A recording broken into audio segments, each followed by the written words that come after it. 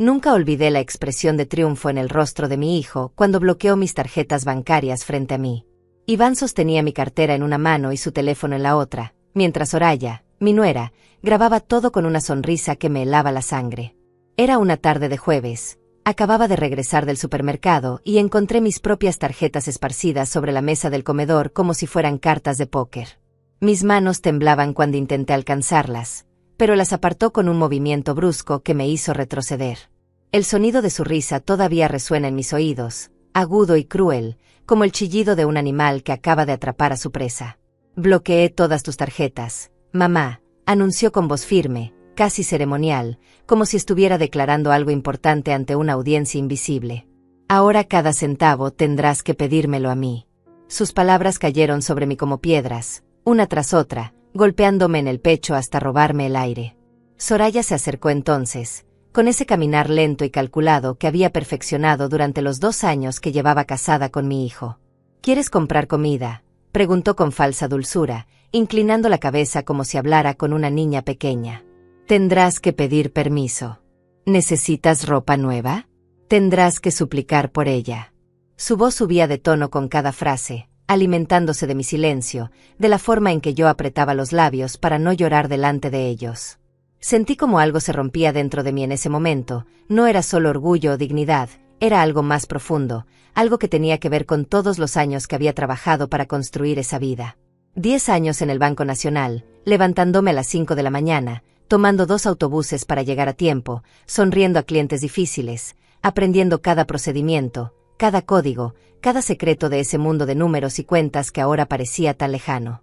Recordé las manos de mi difunto esposo apretando las mías cuando le diagnosticaron el cáncer, su voz ronca diciéndome cuida de Iván, cuida de nuestro hijo, y como yo había prometido hacerlo, como había trabajado el doble después de su muerte para que a Iván no le faltara nada. Pero en ese momento, mirando a mi hijo de 38 años, desempleado desde hacía 3 años, viviendo en mi casa que yo había pagado con mi sudor, no reconocía al niño que había criado. Este hombre de mirada dura y sonrisa torcida era un extraño que usaba el rostro de mi hijo como máscara. Soraya se sentó en mi sofá, ese que había comprado en oferta después de ahorrar durante 6 meses, y cruzó las piernas con una satisfacción que me revolvió el estómago. Ella había sido quien plantó esta semilla venenosa en la cabeza de Iván, lo supe desde el principio, desde el día que me miró de arriba abajo en nuestra primera cena familiar y preguntó con voz melosa cuánto dinero tenía ahorrado en el banco. Iván guardó mis tarjetas en su billetera, una billetera de cuero que yo le había regalado en su último cumpleaños, y la metió en el bolsillo trasero de su pantalón con un gesto posesivo. Desde mañana, las reglas son estas, dijo señalándome con el dedo como si yo fuera una empleada a la que acababa de contratar. Cada viernes me presentarás una lista de lo que necesitas. Yo decidiré qué es necesario y qué es un capricho. Si quieres salir a tomar café con tus amigas, me lo pides con 3 días de anticipación. Si necesitas medicinas, me traes la receta médica primero. Todo pasa por mí. ¿Entiendes? Su voz era firme, practicada, como si hubiera ensayado este discurso frente al espejo. Asentí en silencio porque mi voz se había escondido en algún lugar profundo de mi garganta, un lugar donde las palabras se convertían en nudos imposibles de desatar. Soraya aplaudió suavemente, como si acabara de presenciar una obra de teatro bien ejecutada. «Perfecto», susurró. «Ahora sí vas a aprender lo que es respetar a tu hijo. Después de todo, mamá, ya estás muy mayor para estar manejando dinero. Te puedes confundir, puedes perder las tarjetas, puedes caer en alguna estafa. Nosotros solo te estamos protegiendo». La forma en que pronunció la palabra protegiendo me hizo apretar los puños hasta que las uñas se me clavaron en las palmas. Esa noche no pude dormir. Me quedé sentada en la oscuridad de mi habitación, escuchando las risas que venían de la sala, el tintineo de copas de vino que ellos habían sacado de mi alacena, música alta que hacía vibrar las paredes. Pensé en los 10 años que pasé detrás de ese escritorio en el banco, en todo lo que había aprendido sobre cuentas, sobre sistemas, sobre los procedimientos que muy pocos conocían. Pensé en Fátima, mi antigua compañera, que ahora era gerente regional. Pensé en los códigos de seguridad que todavía recordaba de memoria, en las brechas del sistema que solo los empleados veteranos conocíamos. Y mientras las risas de Iván y Soraya atravesaban las paredes como cuchillos, algo frío y duro comenzó a formarse en mi pecho. No era rabia todavía, era algo más calculado, más paciente. Era el nacimiento de un plan. La primera humillación real llegó el sábado por la mañana. Me desperté con el estómago vacío y recordé que no había café en la casa. Durante 40 años había comprado mi propio café, había llenado mi propia alacena, había decidido qué marca, qué tipo, qué cantidad. Pero esa mañana tuve que bajar las escaleras con pasos lentos, ensayando mentalmente las palabras que tendría que decir. Los encontré desayunando en la cocina, panqueques recién hechos con la harina que yo había comprado la semana anterior, jugo de naranja en mis vasos, mantequilla derritiéndose sobre el plato. Soraya llevaba puesta una bata de seda color verde que nunca le había visto antes, probablemente comprada con mi dinero. Iván, necesito dinero para comprar café, dije tratando de mantener la voz firme, pero las palabras salieron más suaves de lo que pretendía, casi como un susurro. Mi hijo levantó la vista del teléfono donde estaba jugando algún videojuego y me miró como si acabara de interrumpir algo muy importante. «¿Perdón?», preguntó con un tono que me hizo sentir pequeña. «No te escuché bien. Repite eso más alto». Soraya dejó escapar una risita mientras untaba mermelada en su panqueque. Tragué saliva, sintiendo como el calor me subía por el cuello hasta las mejillas. «Necesito dinero para comprar café», repetí un poco más alto, odiando cada sílaba que salía de mi boca. Iván dejó el teléfono sobre la mesa con un golpe seco que me hizo dar un pequeño salto. «¿Y cómo se pide algo correctamente, mamá?», preguntó inclinándose hacia adelante con los codos apoyados en la mesa. No escuché la palabra por favor. Tampoco escuché ningún agradecimiento por todo lo que hago por ti, por darte un techo, por cuidarte en tu vejez. Sus palabras eran absurdas, grotescas incluso, pero las decía con tanta convicción que por un momento dudé de mi propia realidad. Esta era mi casa, comprada con mi dinero, pagada con años de levantarme antes del amanecer.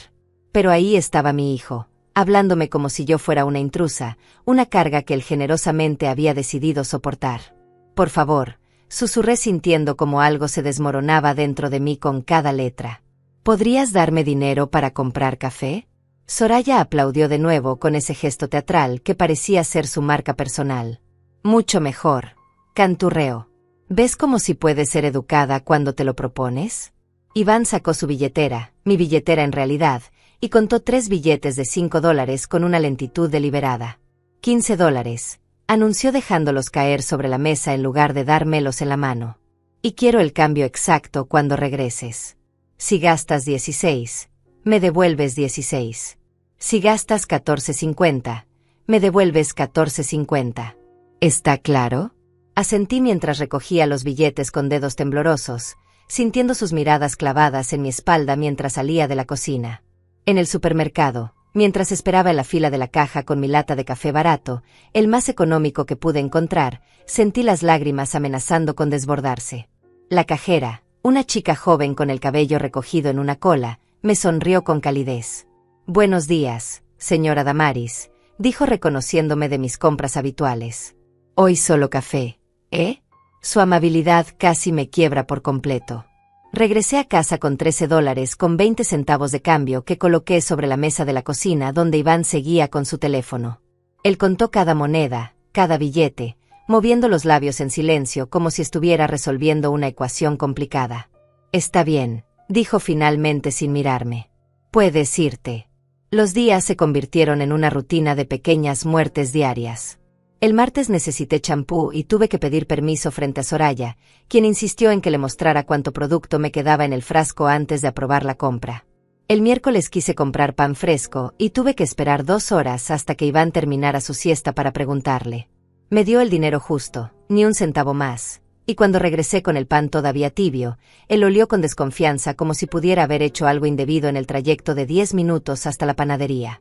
El jueves mi amiga Elena llamó para invitarme a tomar té en su casa, algo que habíamos hecho cada jueves durante los últimos 5 años, pero cuando pedí permiso para tomar el autobús, Iván negó con la cabeza.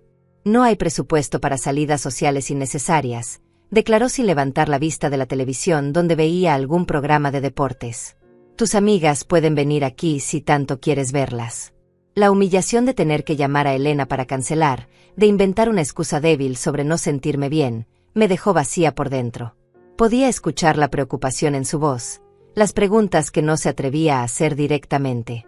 Esa noche, Soraya organizó una cena con sus amigas en mi comedor. Compraron comida cara con mis tarjetas, abrieron una botella de vino que yo había guardado durante años para una ocasión especial, llenaron mi casa de risas estridentes y humo de cigarrillo.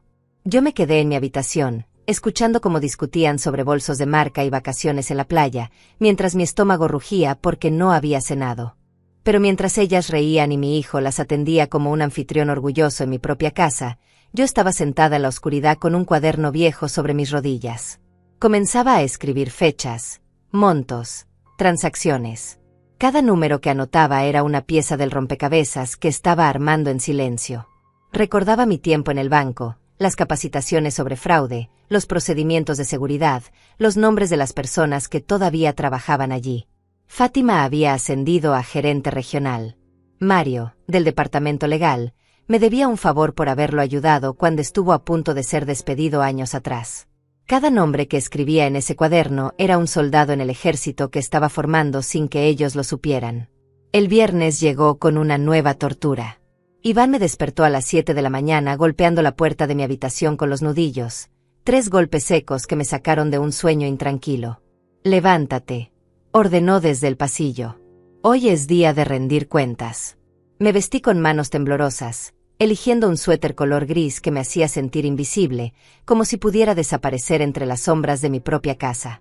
Cuando bajé a la sala, encontré a Soraya sentada en mi sillón favorito, ese que había tapizado yo misma hacía 3 años, con una libreta rosa en las manos y una pluma dorada entre los dedos.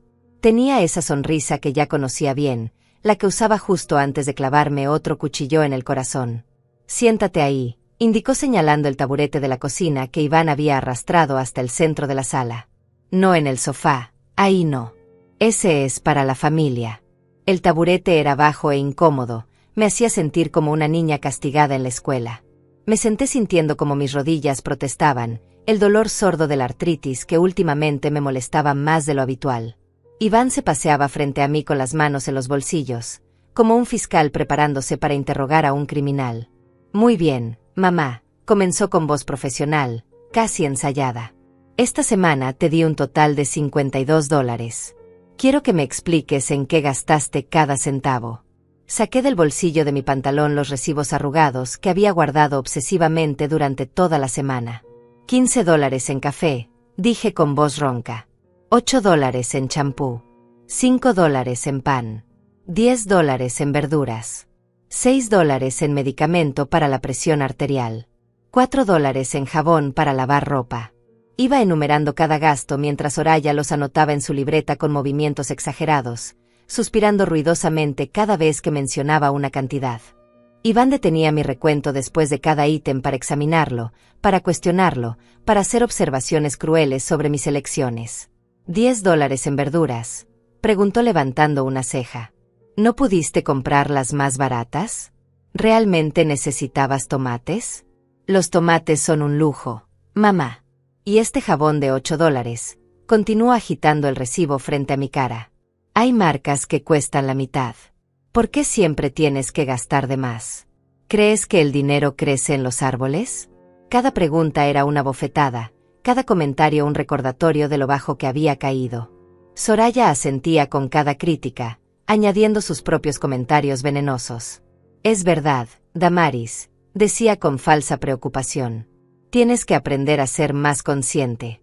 A tu edad deberías saber administrar mejor los recursos. El interrogatorio duró casi 1 hora. Cuando finalmente terminó, me dolía la espalda de estar sentada en ese taburete miserable, y sentía la garganta seca de tanto hablar, de tanto justificar cada decisión insignificante. Iván hizo cuentas en su teléfono y anunció que me había pasado por $2. Esos $2 se descuentan del presupuesto de la próxima semana, declaró con tono severo. Y espero que esta lección te enseñe a ser más cuidadosa. Me dejó ir con un gesto de la mano, como quien despide a un sirviente inútil. Subí a mi habitación sintiendo como las piernas apenas me sostenían, como cada paso era un esfuerzo monumental. Pero esa misma tarde, mientras ellos salían a comer a un restaurante caro, usando mis tarjetas para pagar una cuenta que probablemente superaba los $200, yo hice algo que ellos no esperaban. Llamé a Fátima. Su voz al otro lado de la línea era cálida, familiar, un bálsamo para mi alma herida. Damaris, ¡qué sorpresa!, exclamó con genuina alegría. Hace meses que no sé de ti. ¿Cómo estás? Las palabras se atascaron en mi garganta por un momento, luego salieron todas juntas, entrecortadas, urgentes. Necesito tu ayuda, Fátima. Necesito información. Hubo un silencio breve del otro lado, luego su voz cambió, se volvió más seria, más enfocada. Dime qué necesitas, respondió sin dudar. Le expliqué mi situación en voz baja, mirando constantemente hacia la puerta de mi habitación para asegurarme de que estaba sola. Le conté sobre las tarjetas bloqueadas, sobre las humillaciones, sobre cómo mi propio hijo me había convertido en una prisionera en mi propia casa. Fátima escuchó en silencio, y cuando terminé de hablar, pude sentir su indignación a través del teléfono. Dame los números de tus cuentas, dijo finalmente. Voy a revisar la actividad reciente. Si hay algo sospechoso, lo vamos a encontrar. Me dictó una dirección de correo electrónico encriptada donde podía enviarle la información de forma segura, algo que solo alguien con su nivel de acceso en el banco podría tener. Esa noche trabajé en silencio, usando la vieja laptop que tenía guardada en el armario, esa que Iván creía que ya no funcionaba. Recopilé todo lo que pude recordar sobre mis cuentas, números, fechas de apertura, saldos aproximados. Le envié todo a Fátima junto con una lista de las transacciones que había logrado ver en los últimos extractos antes de que Iván me quitara el acceso. Ella respondió a las 2 horas con un mensaje breve pero contundente. Hay movimientos muy extraños aquí, Damaris. Transferencias grandes a cuentas que no reconozco. Retiros en efectivo que no coinciden con el patrón normal.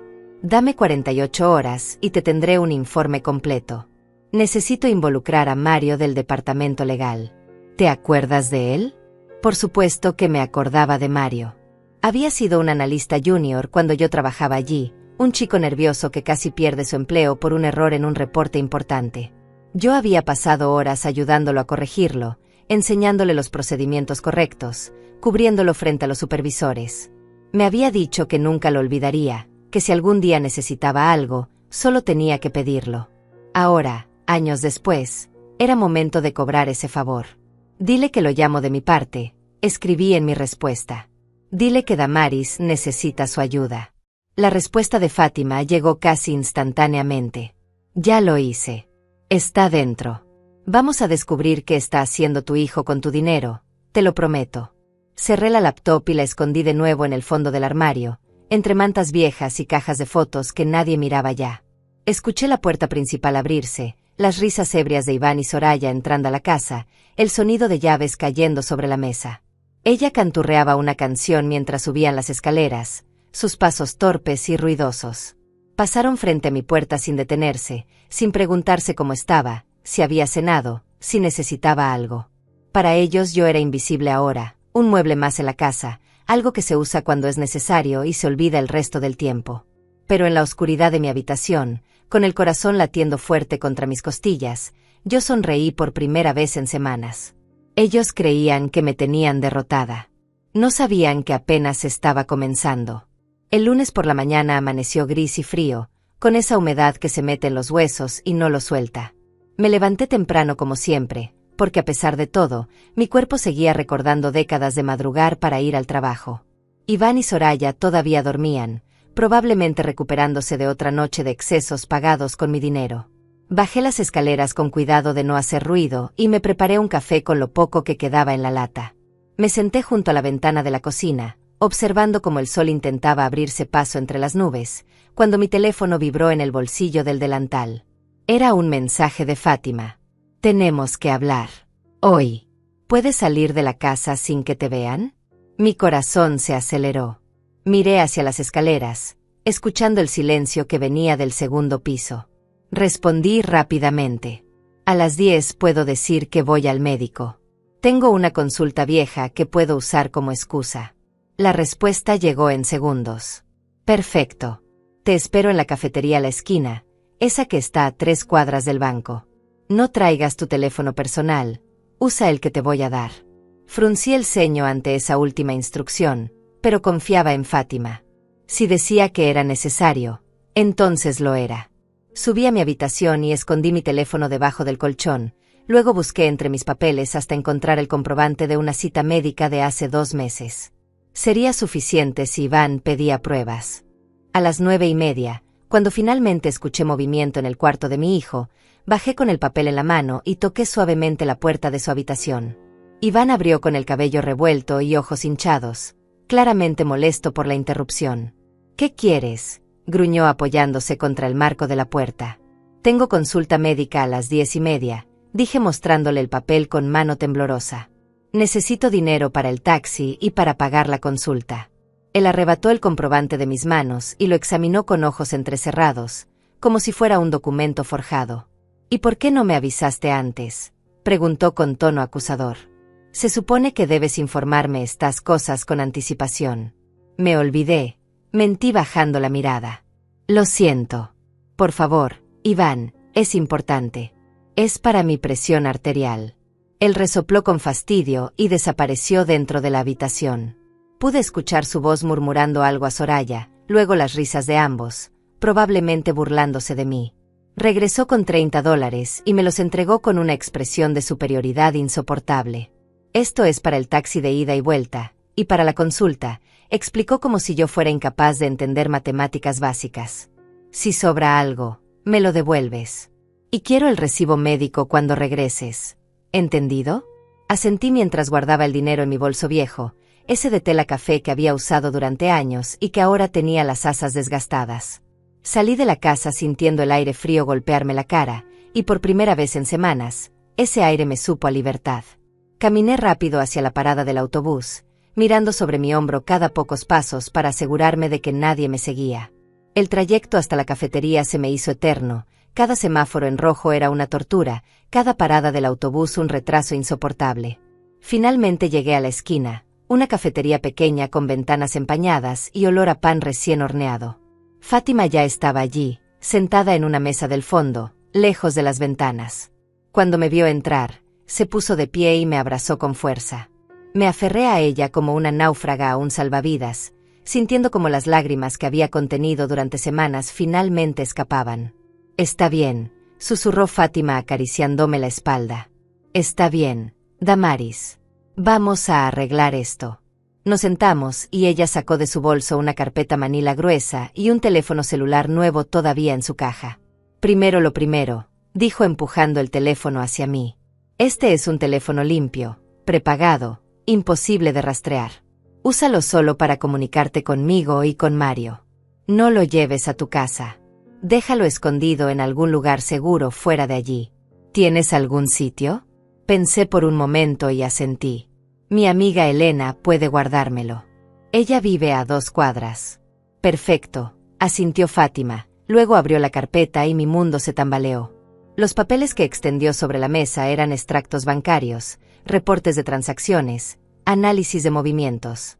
Pero no eran mis gastos normales de supermercado o medicinas.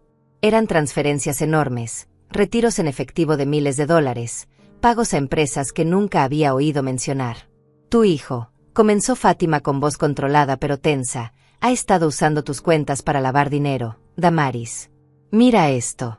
Señaló una serie de transferencias. $5,000 entrando desde una cuenta en el extranjero, luego saliendo en múltiples transacciones más pequeñas hacia diferentes destinatarios. «Esto es un esquema clásico de lavado». Y aquí, continuó pasando a otra página, retiros en efectivo de $3,000, $4,000, $2,000 en cajeros de diferentes ciudades. Sentí como la sala comenzaba a girar a mi alrededor. «¿Cuánto?», pregunté con voz apenas audible. «¿Cuánto ha movido?». Fátima tomó aire profundamente antes de responder. «En los últimos 3 meses, aproximadamente $120,000 han pasado por tus cuentas. Tu hijo convirtió tus cuentas en un canal para dinero sucio. Y aquí está lo peor», añadió mostrándome otro documento. «También abrió 3 tarjetas de crédito a tu nombre. Las máximas todas. Debes $45,000 en deudas que no sabías que existían». Sentí como la bilis me subía por la garganta. $45,000. $120,000 movidos ilegalmente. Mi hijo no solo me había humillado, me había convertido en criminal. «¿Cómo es posible?», susurré sintiendo las lágrimas caer libremente ahora. «¿Cómo pudo hacer todo esto sin mi autorización?». Fátima señaló varios documentos con firmas. «Estas son falsificaciones», explicó. «Buenas falsificaciones. Lo admito. Probablemente practicó tu firma durante semanas. Y como él tiene acceso físico a tus documentos, pudo proporcionar toda la información necesaria. Además, añadió con expresión sombría, tiene una cómplice.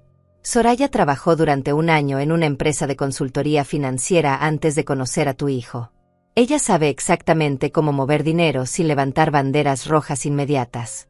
Los dos planearon esto juntos, Damaris. Fue premeditado. La palabra premeditado resonó en mi cabeza como una campana. Mi hijo y su esposa no me habían traicionado en un arranque de codicia. Habían planeado esto, lo habían diseñado, me habían usado. ¿Pero de dónde viene el dinero?, pregunté tratando de entender la magnitud de lo que estaba escuchando. Fátima intercambió una mirada con alguien que acababa de entrar a la cafetería. Era Mario, más viejo y con algunas canas, pero con la misma expresión amable que recordaba. Se sentó con nosotras y abrió su propia carpeta. Damaris, dijo tomando mi mano sobre la mesa. Ese dinero viene de una red de estafas piramidales que están siendo investigadas por fraude. Tu hijo está conectado con personas muy peligrosas. Mario desplegó fotografías, imágenes de vigilancia de Iván reuniéndose con hombres en trajes caros, documentos que mostraban su participación en una organización que había estafado a cientos de personas, principalmente ancianos, vendiéndoles inversiones falsas. Tu hijo era el encargado de limpiar el dinero, explicó Mario. Usaba cuentas de personas confiables, generalmente familiares, para mover los fondos. Te escogió a ti porque confiabas en él, porque no sospecharías. Y porque, perdona que te lo diga así, creían que a tu edad no pondrías mucha resistencia.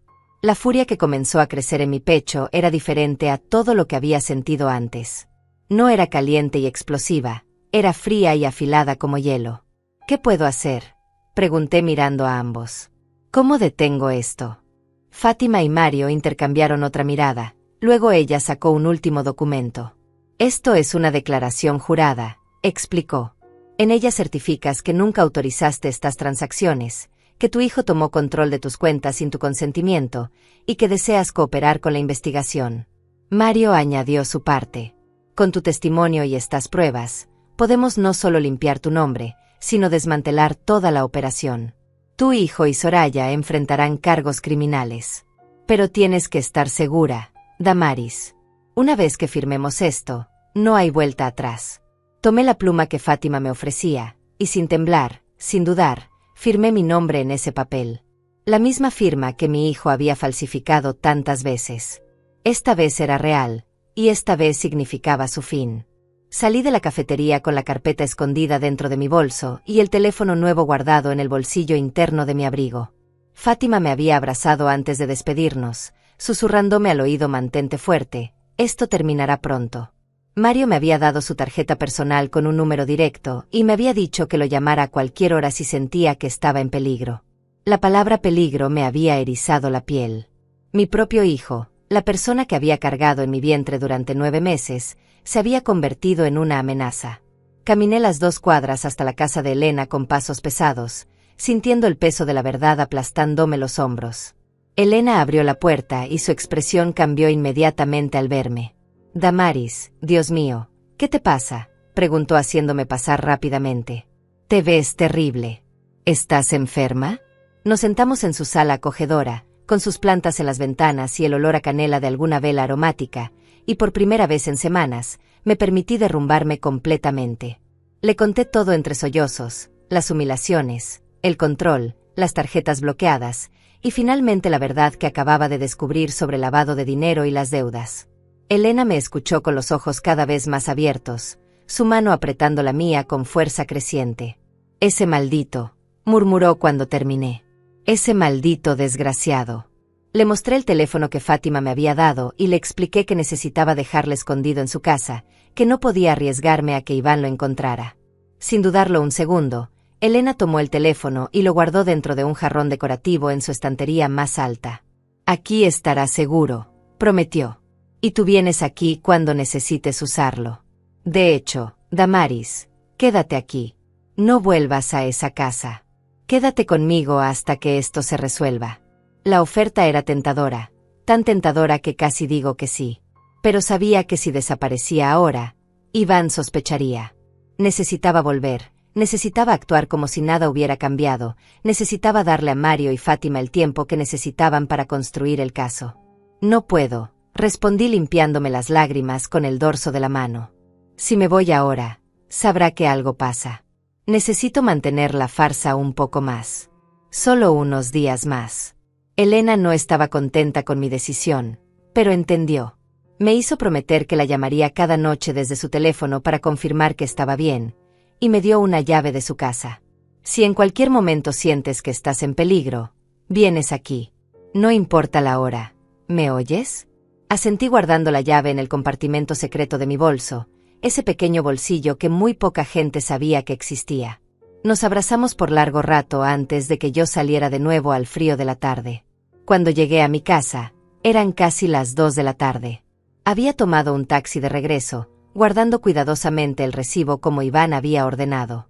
Encontré a mi hijo y a Soraya en la sala, rodeados de bolsas de compras. Habían estado en el centro comercial, eso era obvio por las marcas de lujo que alcanzaba a ver en los empaques. Un vestido color rojo colgaba del respaldo del sofá, probablemente de Soraya.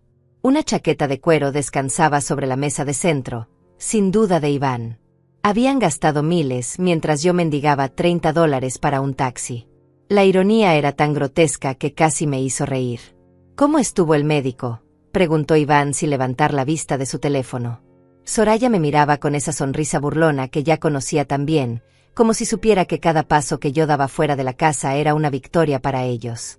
Bien, respondí con voz neutra.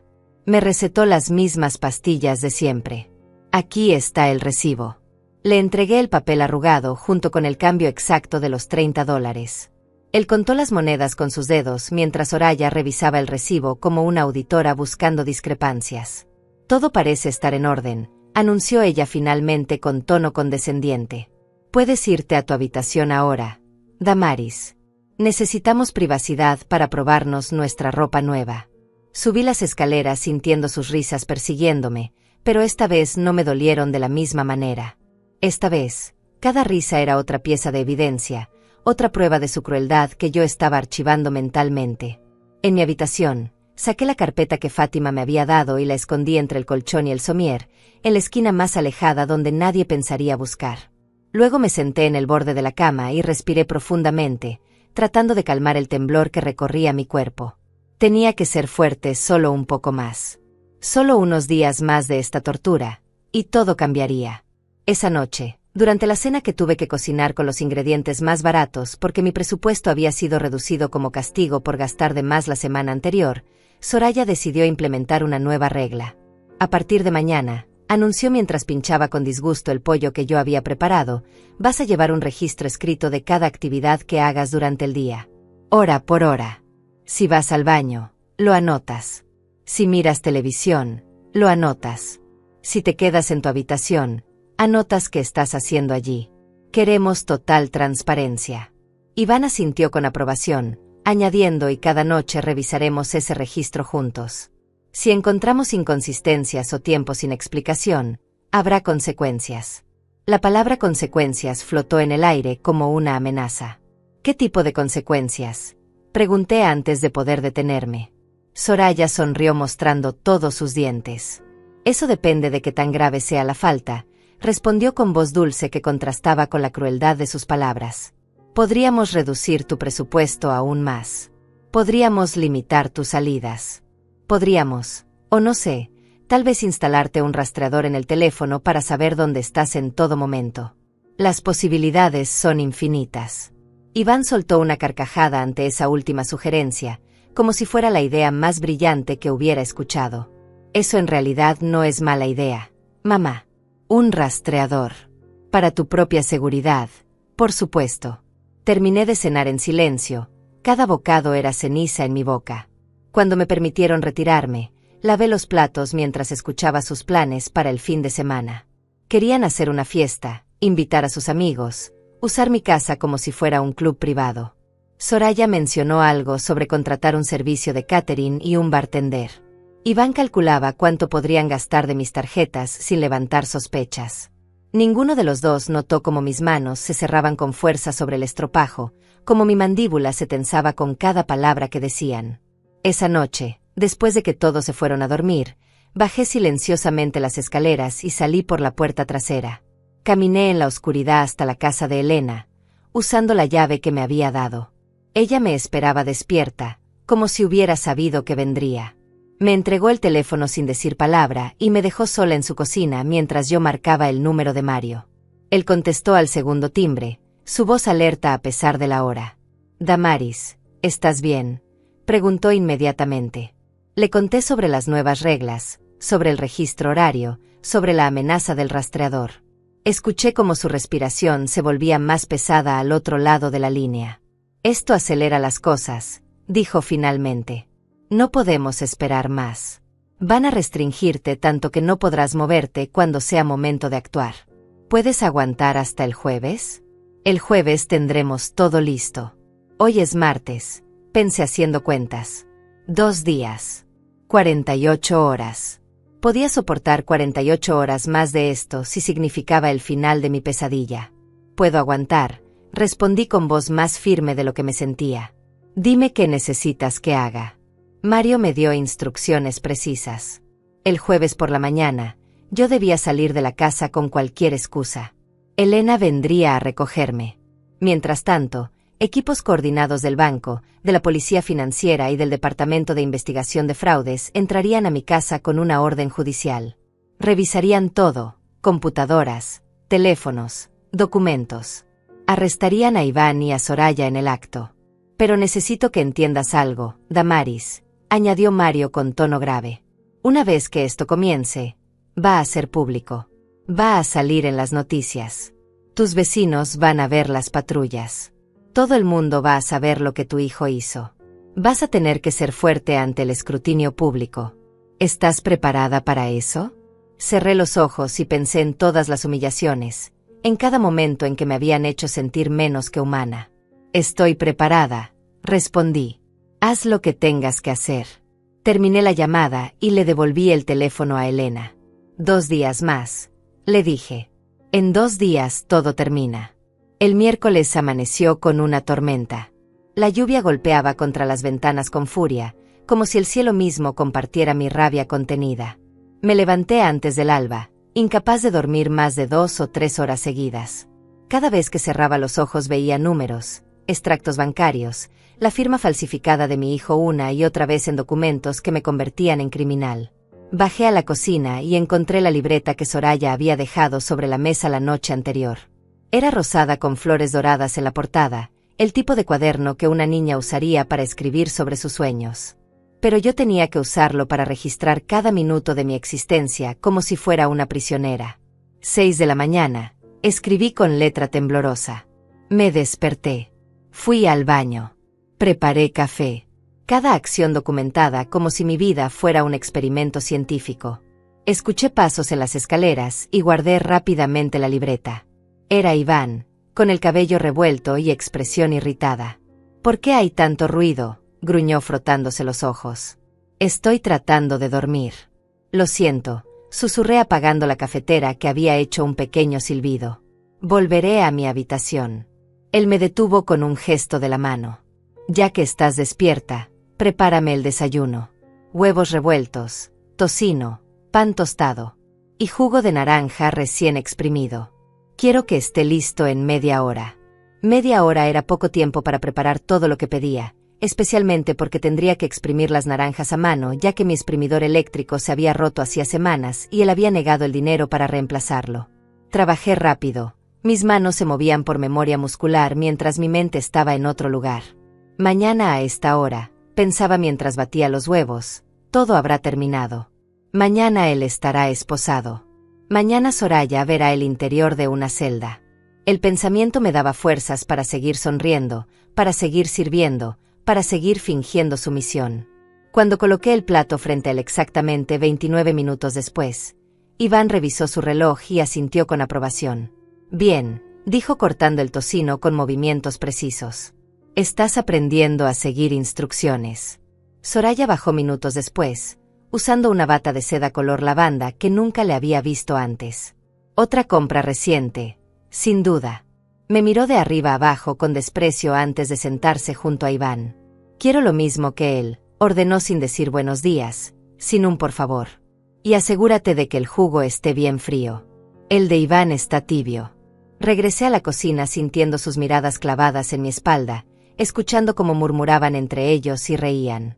Preparé otro desayuno idéntico, esta vez asegurándome de que el jugo tuviera hielo suficiente. Cuando finalmente me permitieron comer, ellos ya habían terminado y se habían ido a la sala dejando los platos sucios en la mesa. Comí de pie junto al fregadero, un pedazo de pan con mermelada y café frío, mientras lavaba sus platos. 7:45. Anoté en la libreta después. Preparé desayuno para Iván y Soraya. Comí. Lavé los platos. Limpié la cocina. Cada actividad cronometrada y registrada. La humillación de ese cuaderno era casi peor que todo lo demás, porque convertía mi vida en algo medible, cuantificable, controlable. Ya no era una persona, era un conjunto de tareas y horarios. A media mañana, Soraya anunció que iban a salir de compras otra vez. Necesitamos ropa nueva para la fiesta del sábado, explicó aplicándose lápiz labial frente al espejo del recibidor. Va a ser un evento grande. Hemos invitado a 30 personas. Iván añadió mientras se ponía una chaqueta, y tú vas a encargarte de toda la limpieza antes y después. Quiero esta casa impecable. Soraya se giró hacia mí con una sonrisa maliciosa. Y durante la fiesta, te quedarás en tu habitación. No queremos que avergüences a nuestros invitados con tu presencia. Eres demasiado, ¿cómo decirlo?, deprimente. Asintió sola como si acabara de encontrar la palabra perfecta. Se fueron en mi auto, ese que yo había pagado completamente y que ahora usaban como si les perteneciera. Esperé hasta escuchar el motor alejarse por la calle antes de permitirme respirar profundamente. Tenía la casa para mí por al menos 3 horas, tal vez 4 si se detenían a almorzar como solían hacer. Subí corriendo a mi habitación y saqué la carpeta de debajo del colchón. La abrí sobre la cama y comencé a estudiar cada documento otra vez, memorizando detalles, preparándome mentalmente para lo que vendría. Fátima había incluido una nota escrita a mano en la última página. Damaris, decía con su letra elegante, eres más fuerte de lo que crees. Mañana recuperarás tu vida. Mantente firme. Pasé la siguiente hora revisando cada rincón de mi habitación, asegurándome de que no hubiera nada incriminatorio que Iván pudiera encontrar si decidía registrar mis cosas. Guardé la carpeta en una bolsa de plástico y la escondí dentro de una caja de zapatos viejos en el fondo de mi armario, debajo de ropa de invierno que no usaría en meses. Luego comencé a empacar discretamente algunas pertenencias esenciales en una pequeña maleta. Ropa interior, medicamentos, documentos personales, fotografías de mi esposo que no quería dejar atrás. Todo lo que pudiera necesitar si no regresaba a esta casa inmediatamente después de mañana. La maleta la escondí debajo de mi cama, lista para ser tomada en cualquier momento. El teléfono de la casa sonó alrededor del mediodía. Era un número desconocido y por un momento dudé en contestar, pero algo me impulsó a levantar el auricular. «Señora Damaris», preguntó una voz masculina que no reconocí. «Habla el detective Armando Ruiz del Departamento de Crímenes Financieros. Estoy trabajando con Mario en su caso. Solo llamaba para confirmar que mañana temprano estará usted fuera de la residencia como planeamos». Mi corazón latía tan fuerte que estaba segura de que podía escucharlo a través del teléfono. «Sí», respondí con voz apenas audible. «Elena vendrá por mí a las 7 de la mañana». «Excelente», continuó el detective. «Quiero que sepa que tenemos todo bajo control. Hemos estado vigilando la casa durante los últimos 3 días. Sabemos exactamente cuándo salen, cuándo regresan, qué patrones siguen. Mañana a las 8 en punto, cuando su hijo y su nuera estén todavía en casa, ejecutaremos la orden. Será rápido y limpio». ¿Tiene alguna pregunta? Miles de preguntas llenaban mi mente, pero solo una logró salir. ¿Van a lastimarlo?, pregunté sintiendo las lágrimas comenzar a formarse. «Es mi hijo, a pesar de todo». El detective suspiró suavemente. «Señora, usaremos la fuerza mínima necesaria. Si coopera, todo será pacífico. Pero necesito que entienda que su hijo cometió crímenes graves. Lo que suceda mañana es consecuencia de sus propias acciones». Colgué el teléfono con manos temblorosas y me dejé caer en el sofá de la sala. A pesar de todo, a pesar de las humillaciones, del abuso, de haberme convertido en criminal sin mi consentimiento, una parte de mí todavía era madre. Una parte de mí recordaba al niño pequeño que solía trepar a mi regazo cuando tenía pesadillas, que me decía que yo era la mejor mamá del mundo, que me dibujaba tarjetas para el Día de las Madres con crayones de colores. ¿Dónde se había ido ese niño? ¿En qué momento se había convertido en este hombre cruel que podía mirarme sufrir sin pestañear? Las lágrimas finalmente cayeron, silenciosas y amargas. Iván y Soraya regresaron cerca de las 4 de la tarde, cargados con más bolsas de compras. Gastamos casi $3,000, anunció Soraya con orgullo dejando caer las bolsas en el piso de la sala. Valió totalmente la pena. Mira este vestido. Sacó una prenda color plateado con lentejuelas que probablemente costaba más de lo que yo había gastado en ropa en todo el año. ¿No es hermoso? Lo voy a usar el sábado. Todos van a morir de envidia. Iván me mostró un reloj nuevo que llevaba en la muñeca. $5,000, dijo con una sonrisa que no llegaba a sus ojos. Un hombre necesita verse bien. Mamá, tú no entiendes de estas cosas, pero la imagen es importante. $8,000, calculé mentalmente. Habían gastado $8,000 en un día mientras yo había mendigado 30 para ir al médico. La injusticia era tan absoluta, tan completa, que casi me hizo reír histéricamente. Pero mantuve la compostura, asentí como si estuviera de acuerdo, actué mi papel de anciana sumisa por última vez. ¿Anotaste todas tus actividades del día?, preguntó Soraya señalando la libreta rosada que yo había dejado sobre la mesa. Quiero revisarla ahora. Le entregué el cuaderno y la observé mientras leía cada entrada con ojos críticos, buscando alguna inconsistencia, alguna razón para castigarme. Hay un espacio de 15 minutos sin explicación aquí, señaló golpeando la página con su uña pintada de rojo. Entre las 10:30 y las 10:45. ¿Qué estabas haciendo? Mi mente trabajó rápidamente. Estaba en el baño, respondí. Me sentí mal del estómago. Probablemente fue algo que comí ayer. Ella entrecerró los ojos con sospecha, pero finalmente asintió. Está bien. Pero la próxima vez, especifica eso. Anota si vas al baño y por qué tiempo. Necesitamos información completa. Me devolvió la libreta y yo la tomé sintiendo como mis dedos se cerraban con fuerza alrededor de ella. Mañana, pensé. Mañana esta tortura termina. Mañana recupero mi vida. Y ustedes dos van a pagar por cada lágrima, por cada humillación, por cada momento en que me hicieron sentir menos que humana. El jueves amaneció con un silencio extraño. Ni siquiera los pájaros parecían cantar esa mañana, como si el mundo entero contuviera la respiración esperando lo que estaba por venir. Me desperté a las 5, 2 horas antes de que Elena llegara, incapaz de seguir acostada. Me duché con agua fría para despertarme completamente, para lavar el miedo que me pegaba a la piel como sudor. Me vestí con ropa cómoda, pantalones oscuros y un suéter color gris, nada llamativo. Quería ser invisible si alguien me veía salir. Revisé una última vez la maleta escondida debajo de la cama, asegurándome de que tenía todo lo esencial. Pasaporte, documentos, dinero en efectivo que había guardado de años atrás en un sobresecreto. Bajé las escaleras sintiendo cada peldaño como un paso hacia la libertad o hacia el desastre, todavía no sabía cuál. En la cocina, preparé café con manos sorprendentemente firmes. Ya no temblaba.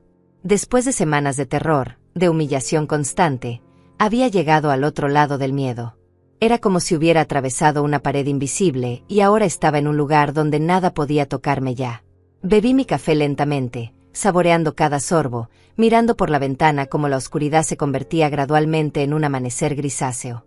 A las 6:30 escuché movimiento en el piso superior. Iván se había despertado. Mis músculos se tensaron instintivamente, preparándose para otra confrontación, otra humillación. Pero luego recordé que solo necesitaba aguantar 30 minutos más. Media hora y estaría fuera de aquí. Iván bajó las escaleras bostezando, rascándose el estómago a través de su camiseta arrugada. ¿Por qué estás despierta tan temprano?, preguntó con voz pastosa de sueño.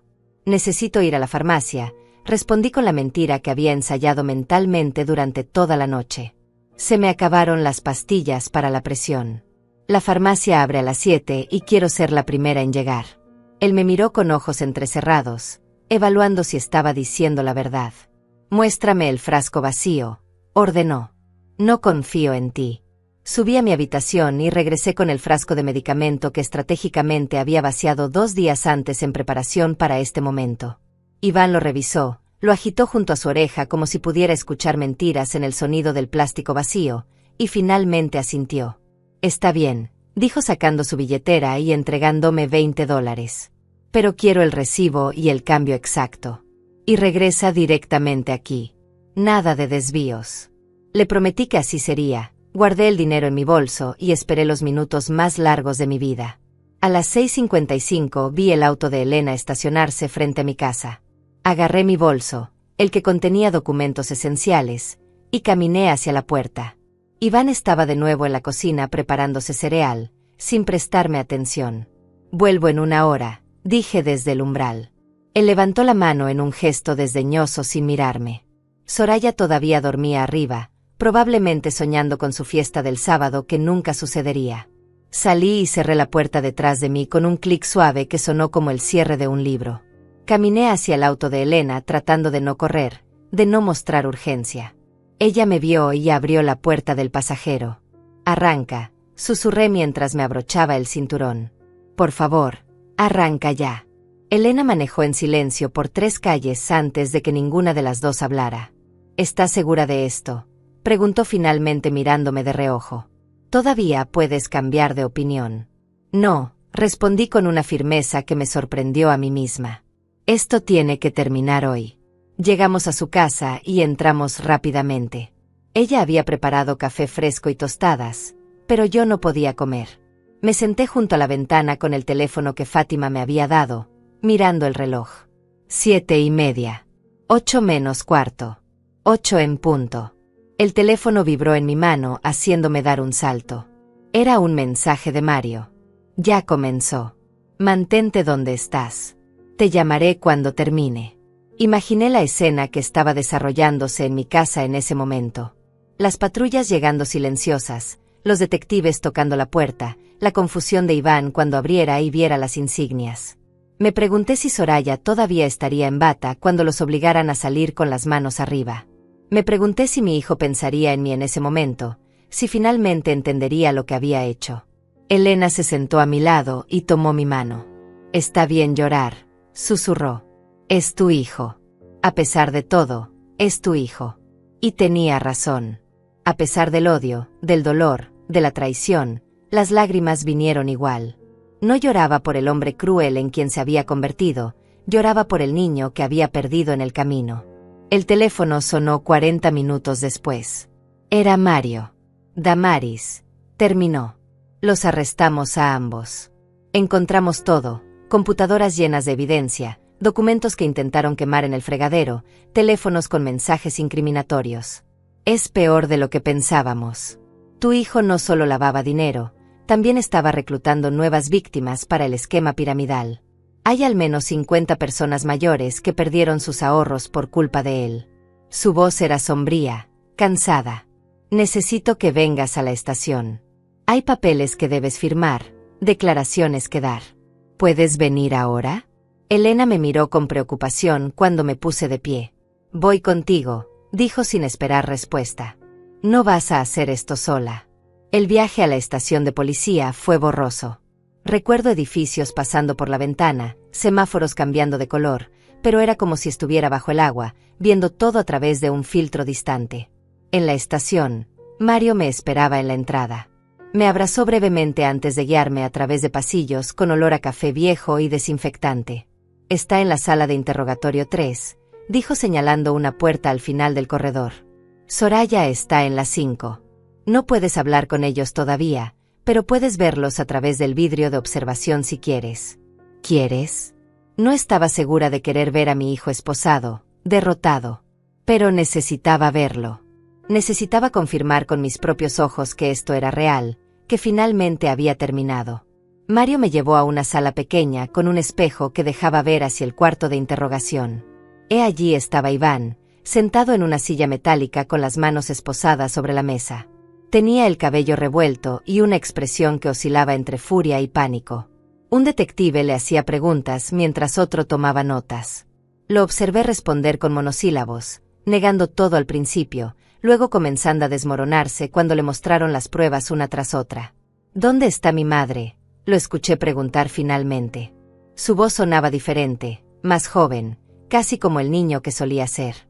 Ella tiene que explicar que esto es un error. Ella me dio permiso para usar sus cuentas. Ella sabía todo. El detective negó con la cabeza. Su madre es la que presentó la denuncia. Iván.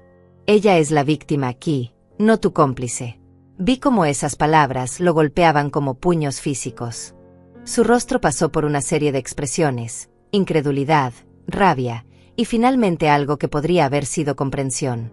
Esa perra, susurró. Esa maldita perra me traicionó.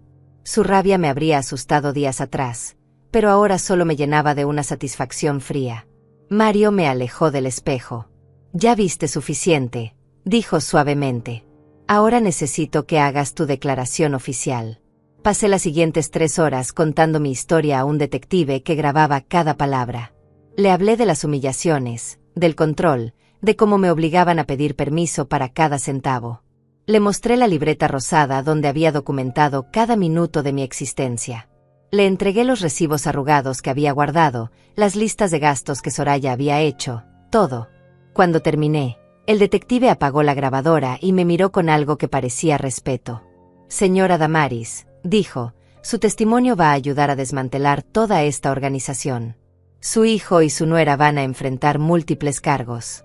Fraude, lavado de dinero, abuso financiero de ancianos, falsificación. Están viendo al menos 10 años de prisión. 10 años. La cifra flotó en mi mente. Mi hijo tendría 48 años cuando saliera. Yo tendría 74, si es que seguía viva. Nunca volveríamos a tener una relación normal. Esa puerta se había cerrado para siempre el momento en que él decidió bloquear mis tarjetas y tratarme como basura. ¿Y mi casa?, pregunté. ¿Y mis cuentas? Mario sonrió por primera vez ese día. Ya iniciamos el proceso para devolverte el control total. Las tarjetas de crédito fraudulentas serán canceladas. Las deudas, eliminadas. Tu casa sigue siendo tuya, Damaris. Todo lo que te robaron, lo vas a recuperar. Salí de la estación de policía cerca de las 3 de la tarde sintiendo como si hubiera vivido varios años en un solo día. Elena me esperaba en el auto con una bolsa de comida que había comprado mientras yo daba mi declaración. No he comido nada, dije cuando vi los sándwiches. No desde anoche. Ella me obligó a comer mientras manejaba de regreso a su casa, y aunque cada bocado me costaba trabajo tragar, mi cuerpo agradecía la comida.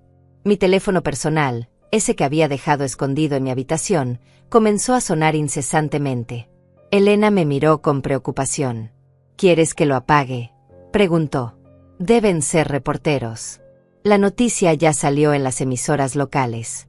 Negué con la cabeza y abrí el navegador del teléfono. Ahí estaba, en el titular principal del periódico digital local. Anciana denuncia a su hijo por lavado de dinero y abuso financiero. Red de estafas piramidales desmantelada. Había fotos de Iván y Soraya siendo escoltados a las patrullas con las manos esposadas a la espalda. En una de las imágenes, Soraya lloraba dramáticamente mientras los vecinos observaban desde sus ventanas. Mi casa aparecía en el fondo, rodeada de cinta policial amarilla. Los comentarios bajo la noticia eran una mezcla de apoyo hacia mí y condena absoluta hacia mi hijo. ¿Qué clase de monstruo le hace eso a su propia madre?, decía uno. Espero que se pudra en la cárcel, decía otro. Durante los siguientes días me quedé en casa de Elena mientras los abogados trabajaban en recuperar el control total de mis finanzas. Fátima venía a visitarme cada tarde, trayéndome actualizaciones del banco. Las cuentas fraudulentas habían sido cerradas. Las deudas de las tarjetas de crédito, canceladas después de demostrar que fueron producto de fraude. Mis ahorros, los que quedaban después de que Iván moviera tanto dinero, estaban de nuevo bajo mi control. Habían logrado rastrear aproximadamente $70,000 de los fondos robados y me los devolvieron. Los otros 50,000 se habían perdido en el esquema, repartidos entre cómplices que ahora también estaban siendo investigados. El detective Armando me llamó el lunes siguiente con noticias que me helaron la sangre. Encontramos algo más durante el registro de la casa, dijo con voz tensa. Tu hijo tenía planes de hacerte firmar un poder legal que le daría control absoluto sobre todas tus propiedades. Después, iban a internarte en un asilo psiquiátrico alegando demencia senil. Tenían documentos médicos falsos ya preparados, certificados de un doctor que resultó ser parte de la red. Iban a dejarte encerrada ahí mientras vendían tu casa y se quedaban con todo. Las palabras me golpearon como martillazos. No era suficiente humillarme, no era suficiente robarme. Querían borrarme completamente de mi propia vida. La rabia que sentí en ese momento era diferente a todo lo anterior. Era pura, incandescente, absoluta. Ese maldito, susurré apretando el teléfono hasta que mis nudillos se pusieron blancos. Ese hijo de perra quería encerrarme como a un animal. El detective continuó. Esta evidencia adicional fortalece el caso enormemente. El fiscal está considerando añadir cargos de conspiración para cometer secuestro y fraude agravado. Estamos hablando de 15 a 20 años ahora, Damaris. Posiblemente más. Colgué el teléfono y me permití llorar otra vez, pero estas lágrimas eran diferentes. No eran de dolor sino de alivio. Había escapado. Por días, tal vez semanas, había estado a punto de perderlo todo, de desaparecer en un asilo mientras mi hijo vendía los pedazos de mi vida. El jueves de esa semana, Mario me llevó de regreso a mi casa. La cinta policial había sido removida, pero las huellas de la investigación permanecían. Polvos para huellas dactilares en las superficies, papeles esparcidos donde habían buscado evidencia, gavetas abiertas y armarios revisados. Me detuve en el umbral de la puerta sintiendo una mezcla de emociones que no podía nombrar. Esta seguía siendo mi casa, pero estaba manchada ahora con memorias oscuras. Cada habitación tenía un fantasma de humillación, cada rincón guardaba un recuerdo de dolor. ¿Puedes quedarte aquí?, preguntó Mario con preocupación. ¿O prefieres venderla y empezar en otro lugar? No lo sé todavía, respondí caminando lentamente por las habitaciones. En la sala, las bolsas de compras de Soraya seguían donde las había dejado. Vestidos caros que nunca usaría, zapatos de diseñador, accesorios innecesarios. Todo comprado con dinero robado. Mario señaló hacia las cajas que sus asistentes habían empacado. Esas son las pertenencias de tu hijo y su esposa. Necesitas decidir qué hacer con ellas. Puedes guardarlas, donarlas o destruirlas. La decisión es tuya. Miré las cajas sintiendo un nudo en el estómago. Ropa, fotografías, objetos personales de la vida que habían construido mientras destruían la mía. Dónenlo todo, dije finalmente. No quiero nada de ellos en mi casa. Esa noche dormí en mi propia cama por primera vez en semanas. Elena se ofreció a quedarse conmigo, pero necesitaba estar sola, necesitaba reclamar mi espacio. Cada sonido me sobresaltaba al principio, cada crujido del piso me hacía pensar que Iván iba a aparecer en mi puerta exigiendo explicaciones. Pero gradualmente, mientras la noche avanzaba, comencé a relajarme. Él no podía tocarme ya. Estaba detrás de barras, esperando juicio, enfrentando la realidad de sus crímenes. Y yo estaba libre, dolorosamente libre, pero libre al fin. Me levanté en mitad de la noche y caminé por la casa encendiendo cada luz. Quería verlo todo iluminado, quería expulsar las sombras donde se escondían los recuerdos. Los días se convirtieron en semanas. Recibí llamadas de reporteros que querían entrevistarme, de productores de programas de televisión que querían contar mi historia. Rechacé casi todas. No quería ser un espectáculo, no quería que mi dolor se convirtiera en entretenimiento. Pero acepté una entrevista con un periódico local porque el periodista prometió enfocarse en el problema del abuso financiero de ancianos, no en el morbo de mi tragedia familiar. La entrevista salió publicada un domingo y generó una ola de respuestas. Docenas de personas mayores me escribieron contándome sus propias historias de hijos, nietos o cuidadores que los habían robado y abusado. Una de esas cartas venía de una mujer llamada Eloísa que vivía 2 pueblos más allá. Su hija la había dejado sin nada, igual que Iván a mí.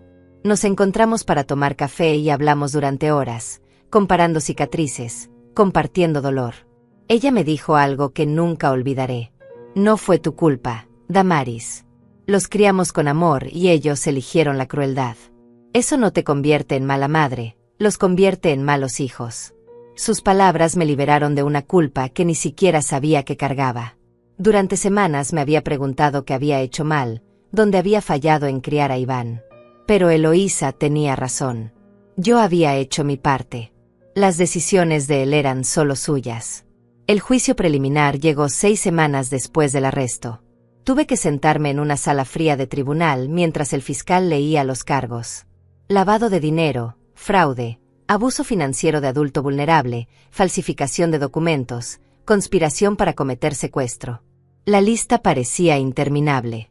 Iván estaba sentado en la mesa de la defensa vestido con un traje naranja de prisión, esposado, con barba crecida y ojeras profundas. Cuando nuestras miradas se encontraron por un momento, vi algo en sus ojos que podría haber sido arrepentimiento. Pero entonces Soraya, sentada junto a él, le susurró algo al oído y su expresión se endureció otra vez. Me miró con odio puro antes de voltear la cabeza. El abogado defensor intentó argumentar que yo había malinterpretado las intenciones de mi hijo, que todo había sido un malentendido sobre acuerdos financieros familiares. El fiscal destrozó ese argumento en minutos, presentando las grabaciones de las cámaras de seguridad de los bancos, mostrando a Iván retirando enormes cantidades en efectivo, los mensajes de texto entre él y Soraya planeando cómo controlarme, los documentos falsos preparados para internarme. El juez escuchó todo con expresión grave y finalmente dictaminó que había causa suficiente para juicio. La fianza fue establecida en $500,000 cada uno. Iván y Soraya no tenían ese dinero. Se quedarían en prisión hasta el juicio. Cuando salí del tribunal, un grupo pequeño de personas me esperaba afuera. Eran otras víctimas del esquema piramidal que Iván había ayudado a operar. Una señora mayor se acercó a mí con lágrimas en los ojos. Gracias por denunciarlo, dijo apretando mis manos. Por usted todos vamos a obtener justicia. Perdí los ahorros de toda mi vida por culpa de su hijo, pero al menos ahora él va a pagar. No supe qué responder. Lo siento, fue todo lo que pude decir. Lo siento tanto. Ella negó con la cabeza. Usted no tiene nada de qué disculparse. Usted fue víctima igual que nosotros. Es valiente por haberlo enfrentado. Caminé hacia el auto de Elena sintiéndome simultáneamente más ligera y más pesada que nunca. El juicio completo llegó 3 meses después. 3 meses en los que reconstruí mi vida pieza por pieza, ladrillo por ladrillo. Volví a pintar las paredes de mi casa, cambié las cerraduras, doné los muebles que ellos habían usado y compré otros nuevos. Quería borrar cada huella de su presencia, cada recordatorio de esos días oscuros. Elena me ayudó a redecorar, y por primera vez en años mi casa se sintió realmente mía. Coloqué fotografías de mi difunto esposo en la sala, plantas junto a las ventanas, cortinas color crema que dejaban entrar la luz del sol. Cada cambio era un acto de reclamación, una declaración de que yo seguía aquí y ellos no me habían destruido. El día del juicio amaneció frío y despejado. Me vestí con mi mejor traje, uno color gris oscuro que me hacía sentir fuerte y digna. Elena y Fátima me acompañaron al tribunal, una a cada lado como guardias silenciosas. La sala estaba llena de periodistas, víctimas del esquema, curiosos que habían seguido el caso en las noticias. Vi a Iván entrar escoltado por guardias, más delgado que antes, con la mirada vacía de alguien que finalmente entiende que ha perdido todo. Soraya entró después, todavía tratando de verse elegante a pesar del uniforme de prisión, con el cabello peinado cuidadosamente como si estuviera en una sesión de fotos en lugar de enfrentar décadas en la cárcel. El fiscal presentó el caso metódicamente durante 2 días completos. Mostró los extractos bancarios, las transferencias, los mensajes de texto donde Iván y Soraya se burlaban de mí y planeaban mi internamiento. Reprodujo grabaciones de llamadas telefónicas donde discutían cómo dividir el dinero robado. Llamó a testigos, empleados del banco que confirmaron las firmas falsificadas, vecinos que habían presenciado las humillaciones, víctimas del esquema piramidal que contaron cómo Iván los había convencido de invertir sus ahorros en un fraude. Cada testimonio era un clavo más en su ataúd metafórico. Cuando llegó mi turno de testificar, subí al estrado con las piernas temblorosas pero la voz firme. Conté mi historia desde el principio. El día que bloqueó mis tarjetas, las humillaciones diarias, el taburete en medio de la sala donde me obligaba a sentarme para rendir cuentas. Mostré la libreta rosada donde había documentado cada minuto de mi vida como una prisionera. Expliqué cómo durante 10 años había trabajado en el banco, cómo conocía los procedimientos, cómo eso me había salvado al final. El abogado defensor intentó hacerme parecer vengativa durante el contrainterrogatorio. No es verdad, señora Damaris, que usted simplemente está enojada porque su hijo quiso ayudarla a administrar su dinero. Su pregunta me enfureció. Mi hijo no quería ayudarme, respondí con voz helada. Quería destruirme. Quería borrarme de mi propia vida y quedarse con todo lo que había construido. El jurado escuchó atentamente durante toda la semana que duró el juicio. Vi sus expresiones cambiar de curiosidad inicial a disgusto, conforme la evidencia se acumulaba. Algunas de las mujeres del jurado lloraban cuando el fiscal mostró los videos de seguridad de los bancos donde yo retiraba dinero bajo la supervisión de Iván, con la cabeza baja y las manos temblando. En uno de esos videos, grabado apenas 2 semanas antes de mi denuncia, se me veía pedir permiso a Iván para comprar medicamento, y él negándose hasta que yo prácticamente le supliqué de rodillas en medio del banco. Ese video se volvió viral en redes sociales. La gente lo compartía con comentarios de horror y rabia. Las deliberaciones del jurado tomaron solo 6 horas. Cuando regresaron a la sala, el portavoz se puso de pie con un papel en las manos. Su rostro era serio, profesional, pero pude ver un destello de satisfacción en sus ojos. En el caso del Estado contra Iván Méndez, leía con voz clara: encontramos al acusado culpable de todos los cargos. Lavado de dinero en primer grado, culpable. Fraude financiero, culpable. Abuso de adulto vulnerable, culpable. Falsificación de documentos, culpable. Conspiración para cometer secuestro, culpable. La lista continuó. Cada palabra culpable era como un peso que se levantaba de mi pecho. En el caso del Estado contra Soraya Méndez, continuó el portavoz, encontramos a la acusada culpable de todos los cargos. Escuché un sollozo ahogado detrás de mí. Era la madre de Soraya, una mujer que nunca me había dirigido la palabra durante todo el tiempo que su hija estuvo casada con mi hijo. Ahora lloraba desconsoladamente mientras los guardias se llevaban a Soraya, que gritaba protestas de inocencia. Iván no dijo nada. Se quedó sentado mirando fijamente la mesa frente a él, derrotado completamente. La sentencia se dictaría en 2 semanas, pero el fiscal ya había dejado claro que pedirían el máximo permitido por ley. 22 años para Iván por la acumulación de todos los cargos. 18 para Soraya. Salí del tribunal rodeada de periodistas que gritaban preguntas. Elena me protegía de un lado mientras Fátima lo hacía del otro.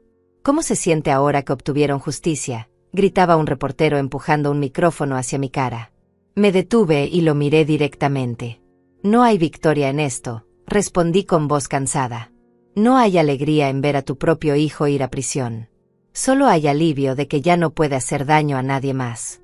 Y espero, añadí mirando directamente a la cámara, que mi historia sirva para que otras personas mayores sepan que no tienen que soportar el abuso de sus hijos. Que tienen poder. Que pueden defenderse. Esas palabras fueron reproducidas en noticieros durante días. Recibí cientos de cartas de personas agradeciendo mi valentía, contándome cómo mi historia les había dado fuerzas para denunciar sus propias situaciones de abuso. El día de la sentencia llegó bajo una lluvia torrencial que parecía apropiada para la ocasión. El juez, un hombre mayor con expresión severa, leyó un discurso antes de dictar sentencia. Raramente en mi carrera he visto un caso de traición familiar tan calculado y cruel, dijo mirando a Iván directamente. Usted no solo robó el dinero de su madre. Robó su dignidad, su autonomía, su paz mental. Planeó borrarla de su propia vida como si fuera un obstáculo en lugar de la mujer que le dio vida y sacrificó todo por usted. Este tribunal no tiene compasión para alguien capaz de tal maldad. Iván Méndez, lo sentencio a 25 años en prisión estatal sin posibilidad de libertad condicional por 20 años. 25 años. Iván tendría 63 cuando saliera. Yo tendría 89, si es que seguía viva. Nunca recuperaríamos el tiempo perdido, nunca tendríamos la relación que una madre e hijo deberían tener. Pero esa puerta se había cerrado no por mí sino por él, por sus decisiones, por su crueldad.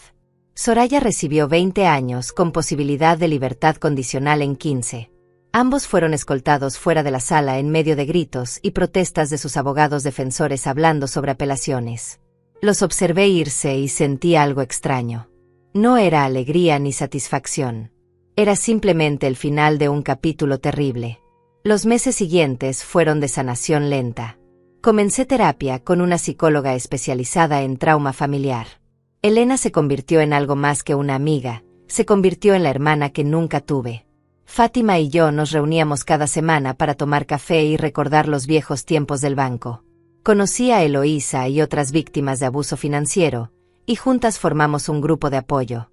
Nos reuníamos en mi sala cada jueves por la tarde, compartiendo historias, lágrimas y risas. Descubrí que no estaba sola, que había toda una comunidad de personas mayores que habían sufrido traiciones similares. Y juntas éramos más fuertes. Un año después del arresto de Iván, recibí una carta de él. Había sido entregada a través del sistema penitenciario y me tomó 3 días encontrar el valor para abrirla. La carta era corta, escrita con letra temblorosa. Mamá, comenzaba, y esa palabra me hizo llorar antes de leer el resto. Sé que no merezco tu perdón. Sé que destruí todo lo que teníamos. Cada día en esta celda pienso lo que te hice y me odio más. No espero que me respondas. Solo quería que supieras que lo siento. Siento haberte convertido en mi víctima cuando debía haberte honrado como mi madre. Si pudiera regresar el tiempo, haría todo diferente. Pero no puedo. Solo puedo vivir con el peso de mis decisiones por el resto de mi vida. Guardé la carta en una caja junto con fotografías viejas de cuando Iván era niño, cuando todavía sonreía con inocencia y me llamaba su superheroína.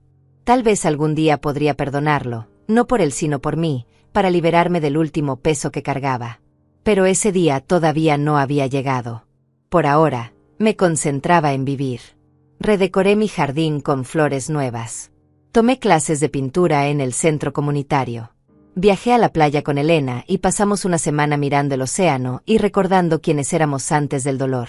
Cada día era un paso hacia adelante, cada risa era un acto de desafío contra todo lo que intentaron hacerme. Una tarde de primavera, casi 2 años después del juicio, estaba sentada en mi jardín tomando té cuando mi teléfono sonó. Era Mario. Damaris, tengo noticias, dijo con voz emocionada. La red completa fue desmantelada. Arrestaron a otros 17 miembros de la organización. Y recuperamos más dinero.